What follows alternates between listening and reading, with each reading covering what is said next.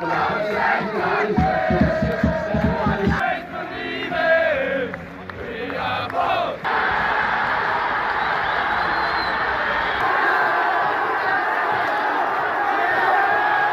welcome to Irish Footy Vlogs and another preview of League of Ireland this weekend. Myself, Keith Symes and Cian Menton. Cian, how are you? You well? Alright, bud, not bad, yeah, not bad.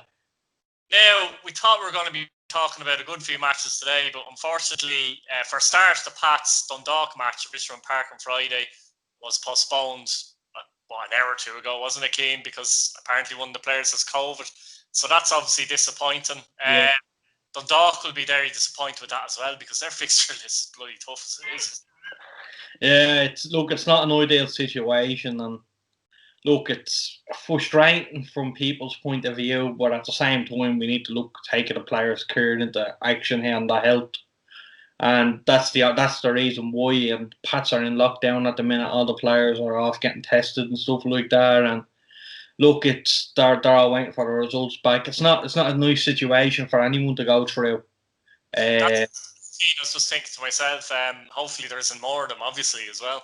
That's it, let's hope not. But I have to be honest, I don't think they're going to be the only ones.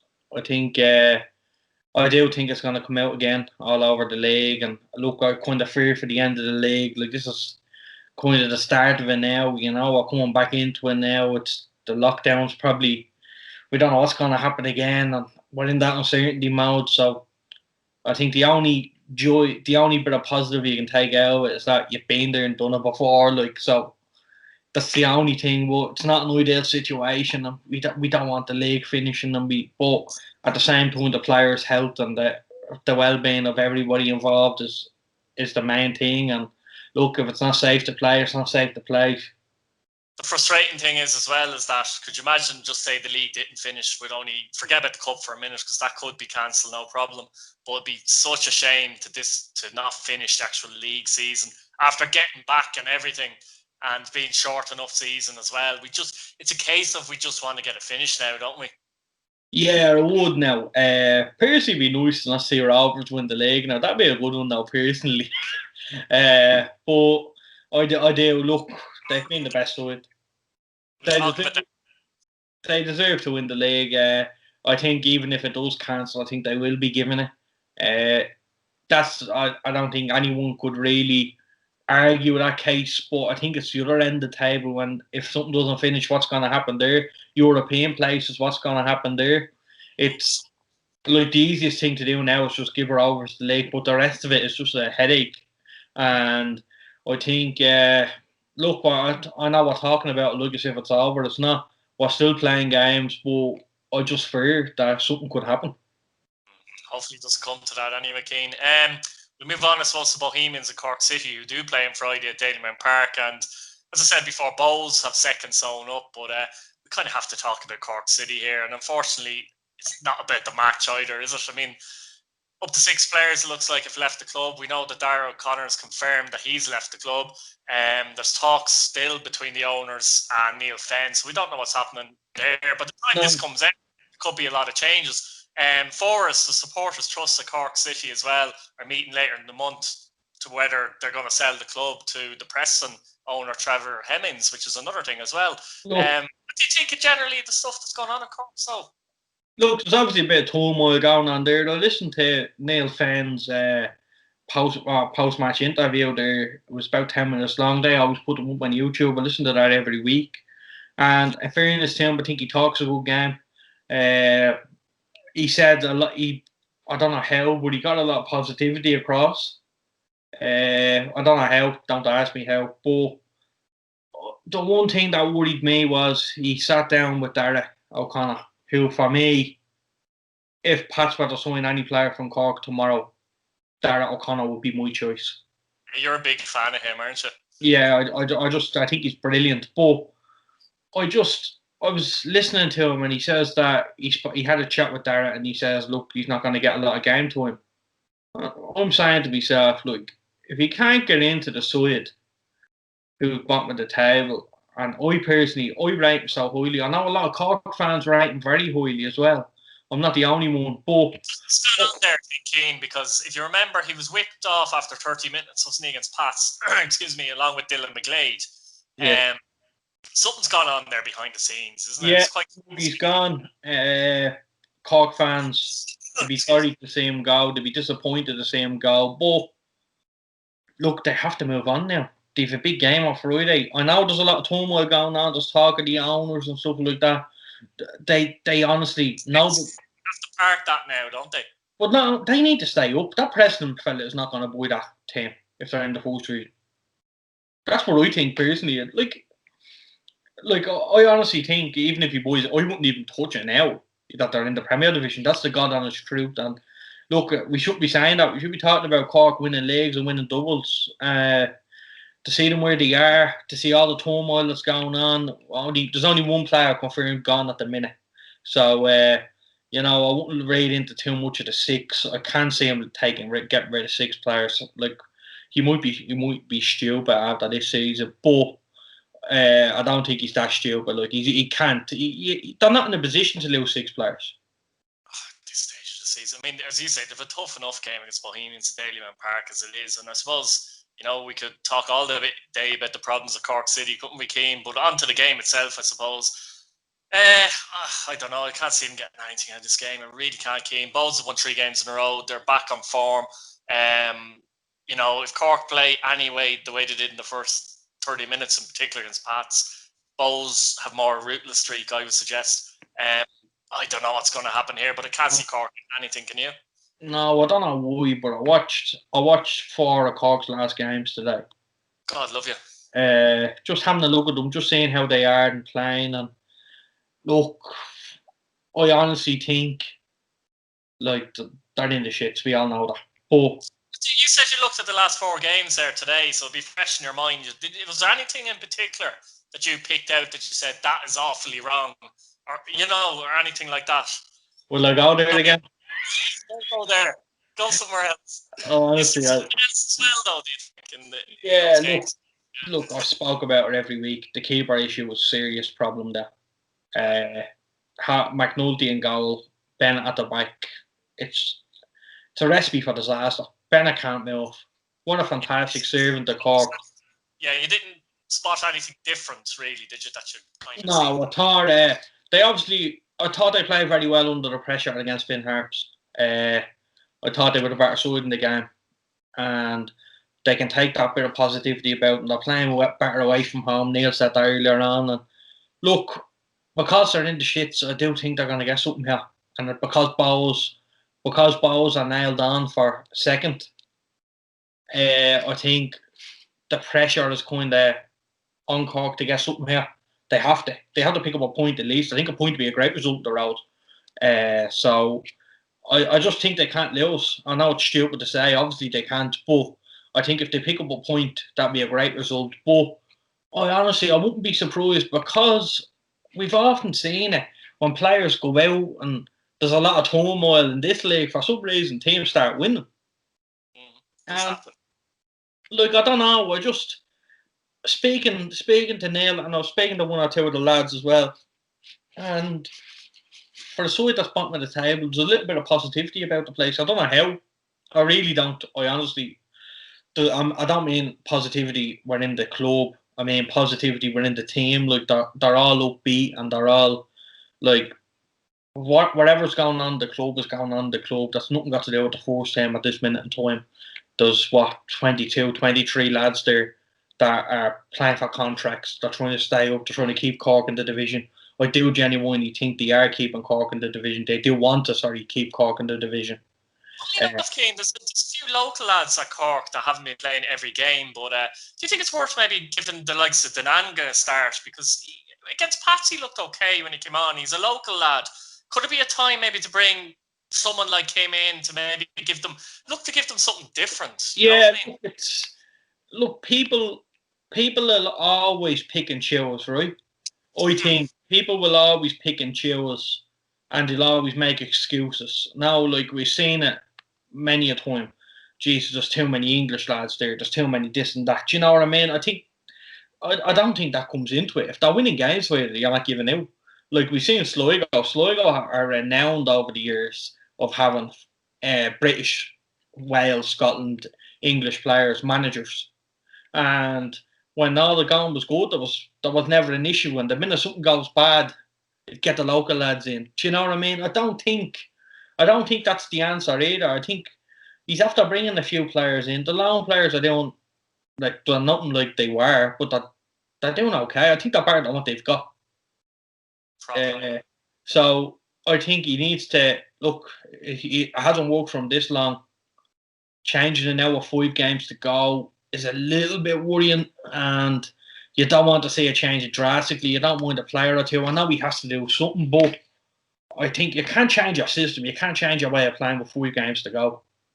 So I fear for them. I really do. But I just have a funny feeling that they might nick something. I'm not saying they're going to go and win it, but I just have they have to win. They have to get something. So that's I think if they lose, they lose well. If you get me, so yeah, you know that kind of way.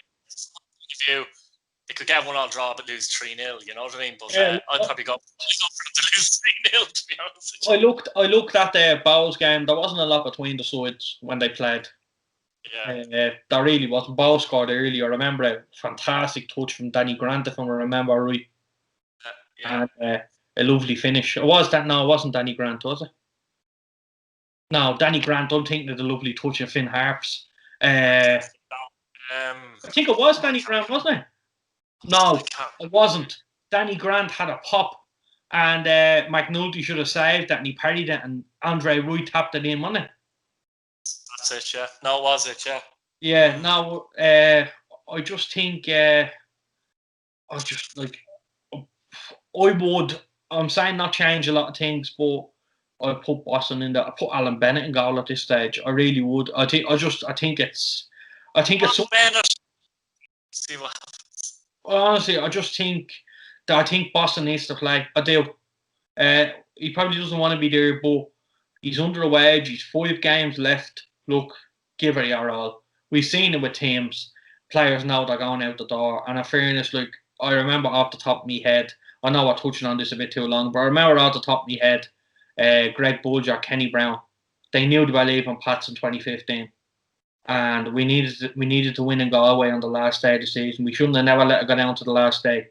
Kenny Brown and Greg Bulger played their heart out and they dug deep and got the 3 points, and then they moved on to Cork. But I just think, for your own sake and for your own pride and benefit, the players now need to stand up and be counted. Neil Fenn can only do so much.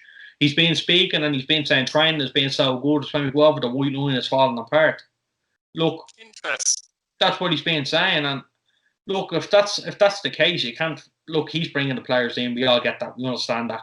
But the players need to take some responsibility here as well. They haven't been good enough this season. But it's a big, big, big week for Cork. Like it is every week. But this week is even bigger with Finn Harps getting a point. Yeah, if they don't get something this week, I think it really is curtains, isn't it? But you're going for a draw. I'm going to go, yeah. And I think a draw would be like 3 points to Cork. Absolutely. No, because if really they get a draw here and they win next week, and that's a big ask. But if they win next week, that's 4 points, and all of a sudden, you know what I mean? They're straight back into it. I think it's very important that they don't lose tonight or on Friday night. They could put pressure on Shelbourne as well, because Shelbourne play on Saturday in Waterford. Waterford third in the league, of course. Yeah. Shelbourne. So any result from Cork will put pressure on Shelbourne, let's be honest about it. Robbie Weir looks like he's staying at Waterford till the end of the season, which is good news for them, because it looked like he was going to, I think it was Crusaders, wasn't it? Yeah. He will go, but it looks like the end of the season. Again, all the games are big games, Cian. How do you see this one going? Yeah, look, you don't know what you're going to get out of this game. You really don't. It could be 3-0 Shells, 3-0 Waterford. We just don't know what way this is going to go. The game, I don't think obviously means something, but I think it means more to Shelbourne. Shells need 3 points here. And if Shells get the 3 points, they're sorted. They're covered, I think, personally. But a draw won't be a bad result for Shells. They're down there, they're battling. Look, it shows you, I do, on paper, if you were to look at the two sides, I'd pick Shelbourne all day. I don't know But if I was looking at the two teams on the paper, on the team sheet before the game, Shells would have to be favourites if you take form out the window. But I don't know why. I think a little bit of belief has gone. The confidence is definitely knocked. I think they're missing, like, it's the same for everyone, but I think Shelbourne are missing the fans. As a Pats fan, I would always say there's not many of them, but the fact though and it's the first time in a few years, the fans would have really rallied behind them this year in particular. Like, you know what I mean? You've seen it in Talcott Park against Pats. That was their first big derby. Well, I know they played Bowls last year in the first division when in the cup. What a great game that was, by the way. But I lost myself there. Where were we? Oh yeah. So we're talking about Shells, and I think like we've seen them with Pats, the fans, they were the 12th man there, and they were like they had the place rocking. Look, I think it's easy to rock that little shed in fairness now I do. But it's a big thing for them, and without the fans, it's the same for everyone though. So I'm not making that excuse for them now. But I just think they could have done with a bit of support there. Something like that, because I think the connection Ian Morris has and the connection the team has with them is just so good. It started the season very well in terms of obviously the team started very well, but the crowd has started very well. If you get me as well, That's they were very vocal. They did a couple of good results to beat Pats. They played Dundalk when they weren't struggling earlier on the season. Dundalk were kind of okay. They put in performance in that match, and the crowd definitely helped them that match. There's no doubt. I was there, and they helped. I remember that Gary Deacon scored a screamer that day. Yeah, it was left foot. It was a volley. So I mean, the Waterford Shells game, I think it's a difficult one, to be honest with you. It's a bit of pressure on Waterford as well, because they'll see this. Waterford see this as a good opportunity to get 3 points for that push to Europe, because Shelbourne have been in bad form. They're near the bottom each of the league, but can they handle that pressure will be the question. It's a tough one. It's a huge one for Waterford, because if Waterford get 3 points, if Waterford get the 3 points, if Waterford cement themselves into Europe, all of a sudden the turmoil now, and it's gone, and all of a sudden then they can start bringing players like the quality. I don't think they'll get them back, but the quality of a Bastian Hurley, and these type of players that they had. Like, if you look at that side that they had before the summer last year, like Johan Akinade, we won't speak about him, but you had Bastian Hurley, what a player, Stanley Aborde. These type of players, these were really good. Like, on paper, they were up there, and they deserve to be in Europe. But I got a trip out. I got a trip to Sweden now, so that was all right. But I just thought, I just think if Waterford get into Europe now, like, what a season. No, you're right. So it's also keeping your players. If 3 or 4 very good individual players, I think, and if they don't get into Europe, maybe one of them could move on. For example, let's say not the way Feely moved to St. Pat's. Say they had a Rory Feely, like, they're more likely to keep him, obviously, if they're in Europe. So, you know what I mean? It could help them that way. Like, the few players that Tariq Wilson, Ali Cooch look decent enough to me, so. Matty Smith. Smith is another one as well. It's really improved as well. And even the keeper, Murphy, he's likely to stay there, being for Waterford and all, but he's been very good this season. No, definitely. It's going to be a big game for them, but they're not going to have it all their own way. Shells know what they did, and Shells, like, as bad as the results have been, I don't think Shells are playing that bad. Like, I don't think they were that bad against Pats. I thought, to be honest, in the first half against Finn Harps, I know we're going back a couple of weeks, they drew.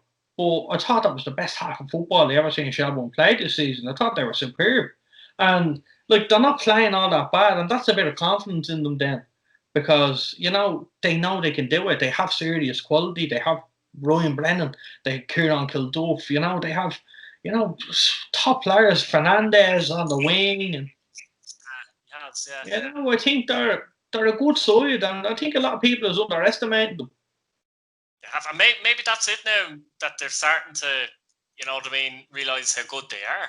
So they're picking up their performances when they're playing. I think last few weeks, as you say, new pro team often comes in, and that does happen a little bit. You're not sure what you're going to get from them, even if I've seen them play in the first division, but at the same time, I wasn't sure what I was going to get for them. Gary Deegan had a bigger impact than I thought, but I didn't know they were going to get a player like that in. Let's say. No, I didn't think they were going to get a player like that in now. I think he's the main man in the middle, but he just shouts. He really does. That's all he does, and he just tries to intimidate everyone. But that Cian on some players, if I'm honest with you. Yeah, no, it's just intimidation. It's just roaring. Like it's just roaring stupid stuff. Like I was having a bit of crack with him at the corner, but like that's all it is. Like he was in the hole and I was behind the goal where I am. You know what I mean? It's a bit of stick. I love all that. It's a bit of banter, like, but I honestly think he's the main man in there for them. There's no question about it. But I think if they need to add a little bit more quality defensively, if I think they will stay up. So I think that if they were to get 2 or 3 players, I'd possibly say 2 centre halves. I think they still need 2 new centre halves. But Sterling's missed a lot of the season though. Hanlon, yeah. I remember O'Hanlon came back to sign for Pats and he was supposed to be the next best thing. I was watching him on pre-season and my Jesus, he was dancing around with everyone. Now, albeit we're playing Bluebell United. But, like, I was looking at him and said, geez, this fella is good. And, you know what I mean, get him in the league and put him on the pitch. Holy Jesus. But, honestly, I think they need, like, I think Luke Bourne should play left back. I think that's his natural position, it's his better position. I think they need.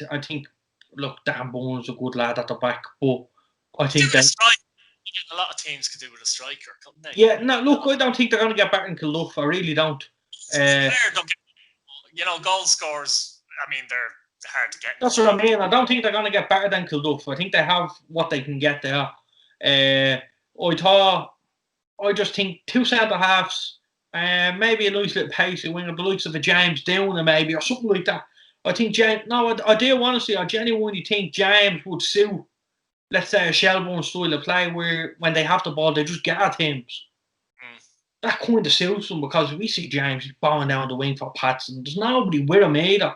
And now half the time he forgets the ball, but that's not. Yeah. What are you calling here? What are you going for here anyway, Cian? Oh, yeah. I'm going to go over a Shelbourne 1-0. Shelbourne 1-0, you're going. I'll go Waterford 1-0 just to mix it up a bit. At least it will be all right. That's it for the Premier Division. 2 massive games this week out of 5.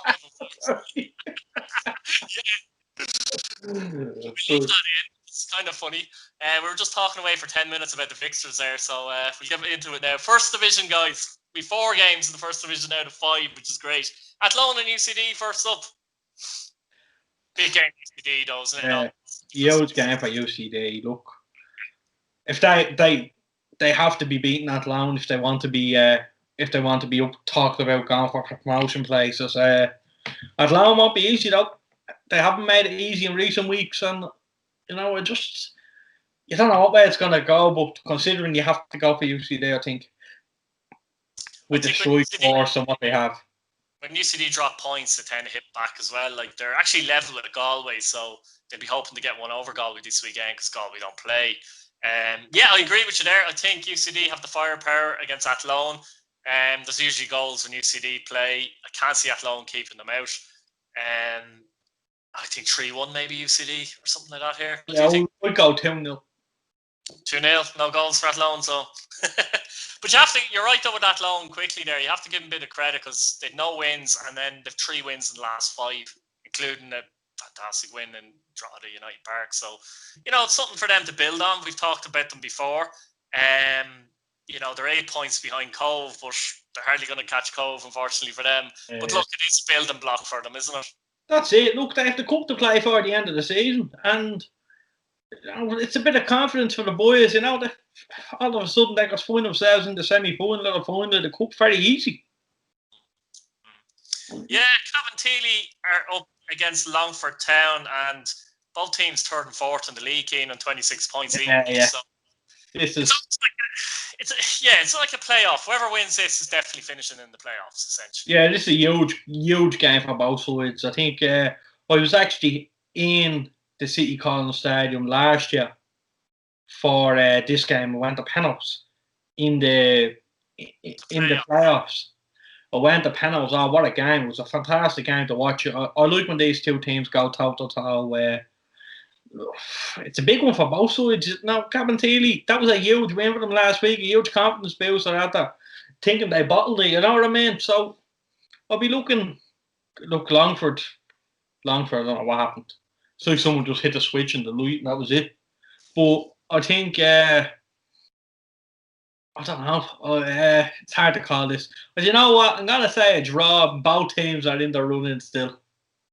I was thinking the same thing, Keane, because I think if each team gets a point, 27 points, I think they're nearly there, basically. There's a lot riding on this game, and look, I don't think it'll be as free-flowing as people think, you know? I think both teams will take a draw now. That's not to say, Longford don't go out and get the win or Cabinteely don't go out and get the win. But I do think both teams will be relatively pleased with the draw because it keeps them ticking third and fourth, keeps that gap a little bit over the teams that are looking to get into the playoffs. Wexford take on Cove Ramblers. Cove Ramblers are 7th, but they're only 3 points behind the playoffs, Cian. So this is their last chance, though. They have to win this match in Wexford to have an opportunity to maybe get into the playoffs, don't they? I think they will because they have to. I think they will step it up because they've no choice really. They want to be anywhere near the talked about being in a playoff position. So we're gonna go 2-0. I think it should be comfortable enough for them. I think this might be a funny score for Wexford again. I'm gonna go 4-1 to Cove. I just have a feeling. Just Wexford going to win now, of course. I just have a feeling with Cove. They got caught in the last minute, didn't they, last week as well against Cabinteely, wasn't it? And that was a big drop for them. Even it would have been worth getting a point for them, Cabinteely would have been on 24, Cove would have been on 21. But that was a sickener for them. But I think they'll go to Wexford, put in a performance, get the 3 points, give themselves just a little glimpse of a chance. The big game, I suppose, when I say the big game, they're all big games, but Shamrock Rovers B take on Bray Wanderers. But the Galway draw the match postponed because of the COVID as well. There was a couple of Galway players tested positive, I think, for COVID even. This is a great chat. What did I say there, by the way? Oh, don't ask me. What did This is a great opportunity, Keane, for Bray Wanderers to almost pull away, isn't it? Put some fight here if they get a win. It doesn't do Drogheda any favours, or Galway maybe any favours not playing this weekend, but what can you do? Bray have a great chance to really cement their place down to the top of the table. Yeah, look, if Bray gets something out of this, if Bray get 3 points out of this, they're in pole position. With the other two teams not playing, Drogheda not playing, sorry, I know Galway a bit down the pecking order, but with Drogheda not playing, and if Cabinteely and Longford, let's say, finishes a draw, or if Cabinteely beat Longford, it would help, definitely help Bray's chances of winning it.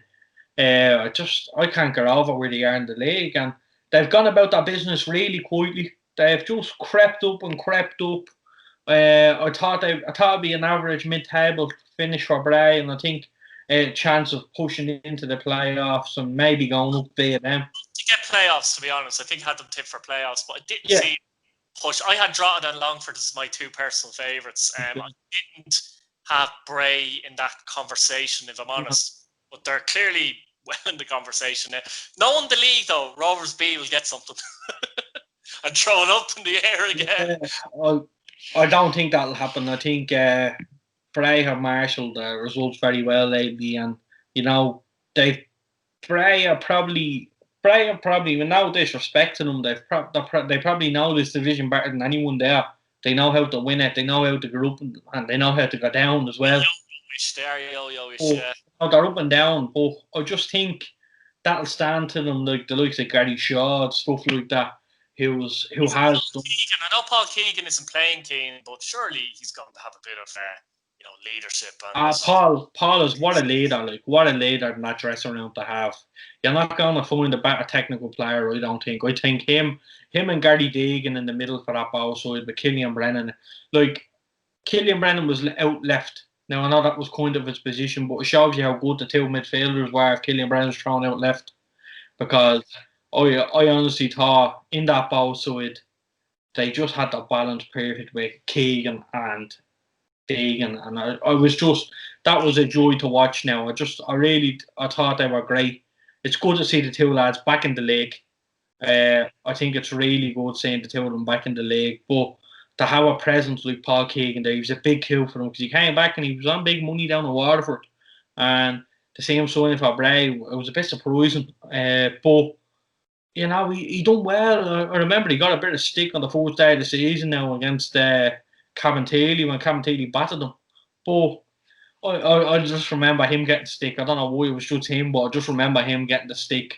He was taking the brunt of it off everybody. But I just what a leader, and you know they recruited well. They got it. They badly needed a centre half. They got Barry in. They badly needed a holding midfielder. I know he came last year, but they got in Keegan, and they badly needed a fella to put the ball in the net. And they look like they have the young lad Lynch, and obviously you have Gary Shaw. But it's really good, you know. And I think they recruited right. They've the young fella on the wing, Thornton, and you know, a couple of 16-year-olds. Yeah, they've Thompson and Grayson on the wings, and then they've Sean Mack in midfield.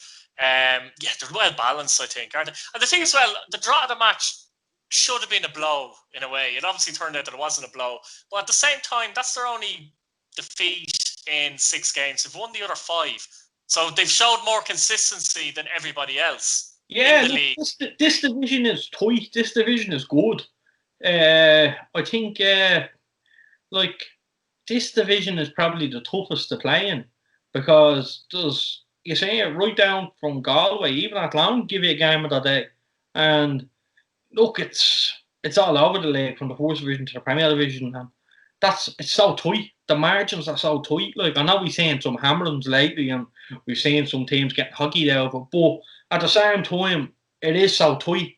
Like it's very hard to call the games week in week out because we just don't know, and obviously that's the beauty of it. But at the same time, you can't predict anything in this league. Yeah, it's going to be exciting end to the season, particularly in the Division 1, because it's not much to look forward to in the Premier Division this weekend, Cian. Lads, like it, subscribe and comment away, and we'll see you again. Thanks, Cian. Thanks, bud. Bye.